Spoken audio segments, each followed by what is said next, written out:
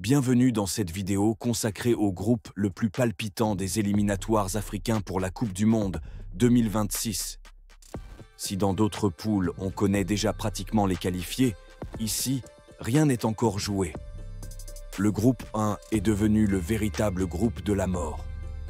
4 nations sont encore en course: le Ghana, Madagascar, les Comores et le Mali. 4 sélections avec des ambitions différentes, mais un seul objectif: décrocher la première place, synonyme de qualification directe pour le mondial. À 2 journées de la fin, tout reste possible. Dans cette vidéo, nous allons analyser en profondeur chaque équipe, leurs points forts, leurs faiblesses et les scénarios qui pourraient pour se produire. Et croyez-moi, ce suspense ira jusqu'à la dernière seconde. Le Ghana, 19 points. Le Ghana est aujourd'hui leader du groupe avec 19 points. À première vue, cela peut sembler une position confortable. Mais la réalité est tout autre. L'écart avec ses poursuivants est mince. Et les Black Stars savent qu'un faux pas pourrait tout remettre en cause. Historiquement, le Ghana est une référence du football africain. Depuis les années 2000, il a participé à plusieurs Coupes du Monde, dont la mémorable édition 2010, où ils ont atteint les quarts de finale, éliminés par l'Uruguay après le fameux penalty de Gyan. Cette expérience internationale leur donne un avantage psychologique. Leur effectif actuel est également riche. Mohamed Kudus, Inaki Williams avec son intensité offensive et Thomas Partey qui apporte de l'équilibre au milieu de terrain.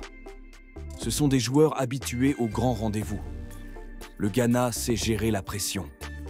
Sa défense est solide et son collectif, bien que parfois critiqué, reste discipliné. Mais tout n'est pas parfait. Le Ghana a montré des difficultés offensives à convertir ses occasions. Trop souvent, les Black Stars dominent, mais peinent à tuer le match. De plus, la pression du statut de favori peut peser sur leurs épaules. Si le Ghana perd un match, la dernière journée deviendrait un véritable enfer à gérer. En résumé, le Ghana est en bonne position, mais pas encore à l'abri. Il faudra rester concentré et gagner au moins une des 2 dernières rencontres pour éviter une désillusion. Madagascar, deuxième ex-aequo avec 15 points, est la grande surprise de ce groupe. Les Baréas, révélés lors de la CAN 2019 avec un parcours exceptionnel jusqu'en quart de finale, continuent d'écrire leur belle histoire. Peu d'observateurs les imaginaient encore en course à ce stade. Et pourtant, les voilà à seulement 4 points du leader. Leur force réside dans leur mentalité collective. Ils n'ont pas de superstars évoluant dans les plus grands clubs européens, mais une équipe soudée qui joue sans complexe. C'est ce qui les rend imprévisibles. À domicile, devant leur public, ils deviennent très difficiles à battre. Leur style de jeu est basé sur la solidarité, la combativité et la vitesse dans les transitions. Ils ne cherchent pas toujours à dominer la possession, mais savent exploiter la moindre erreur de l'adversaire. Cependant, leur manque d'expérience dans les grands rendez-vous internationaux reste une faiblesse. Dans les moments de pression maximale, comme lors des 2 dernières journées à venir, il faudra voir s'ils parviennent à garder leur sang-froid. Si Madagascar réussit à enchaîner 2 victoires, il pourrait créer l'un des plus grands exploits de l'histoire du football africain, une qualification directe pour la Coupe du Monde.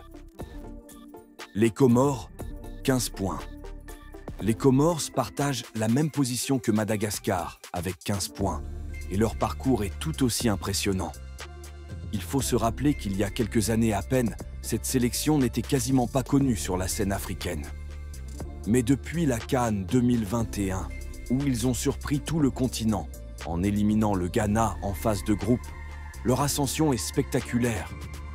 Les Comores sont devenus une équipe redoutée, grâce à un esprit de groupe exceptionnel. Leur défense est compacte, leur gardien décisif, et devant, ils savent saisir les opportunités. Ce n'est pas une équipe qui écrase son adversaire, mais elle est redoutable en efficacité. Leur principal atout est leur mentalité. Les joueurs comoriens se battent sur chaque ballon, avec une intensité qui déstabilise souvent les grandes nations. Mais leur faiblesse est aussi claire, un effectif limité en profondeur. Contrairement au Ghana ou au Mali, les Comores n'ont pas une large réserve de joueurs évoluant dans les grands championnats européens. Si un ou deux cadres manquent à l'appel, l'équipe perd beaucoup de sa puissance. Malgré cela, les Comores sont en position de rêver. Si le Ghana trébuche et qu'ils font un sans faute, ils pourraient décrocher une qualification historique. Imaginez le choc que cela représenterait. Une petite nation de l'océan Indien jouant la Coupe du Monde 2026. Le Mali, 12 points. Quatrième avec 12 points. Le Mali est en retard, mais reste une équipe dangereuse. Les Aigles du Mali ont une histoire particulière. Régulièrement qualifiés pour les phases finales de la CAN, mais jamais présents à une Coupe du Monde. Pour un pays qui produit autant de talent, c'est une anomalie. Aujourd'hui encore, ils possèdent une génération dorée. Des joueurs comme Aïdara, Doucouré, Dorgeles Néné ou Kamori Doumbia apportent technique et puissance. Le Mali est une équipe qui peut dominer ses adversaires dans le jeu. Le problème, c'est qu'ils ne parviennent pas toujours à concrétiser leur supériorité. Ils manquent de réalisme dans les zones décisives, ce qui leur a coûté de précieux points. Pour se qualifier, il faudrait un véritable miracle. Ils doivent gagner leurs 2 derniers matchs et espérer que le Ghana perde au moins une rencontre, tout en comptant sur des contre-performances de Madagascar et des Comores. C'est improbable, mais dans le football, rien n'est impossible. Les Aigles doivent jouer leur chance à fond et mettre la pression jusqu'au bout. Scénario possible. Le premier scénario est celui du Ghana qualifié.